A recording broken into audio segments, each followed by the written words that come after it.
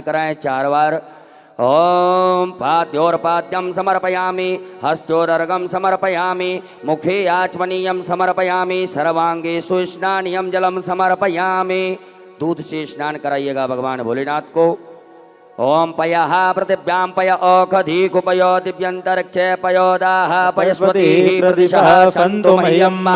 शाम्ब सदा शिवाय नमः, पार्थिवेश्वराय नमो नमः। पयः स्नानं समर्पयामि, उपरान्तेन पुनः शुद्धोदक स्नानम् आचमनीयं जलं समर्पयामि। ओम इमं मे वरुणस्तुति हवमध्याचमडया त्वामवश्युराचके। दधि स्नानम, दधि से स्नान कराइएगा भगवान भोलेनाथ को।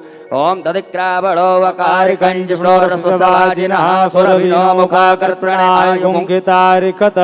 सांब सदा शिवाय नमः, पार्थिवेश्वराय नमः। दधि स्नानं समर्पयामि, पुनः शुद्धोदक जल स्नानं समर्पयामि नमः। ओम उपास्मै गायता नरः पौमानायन्दवे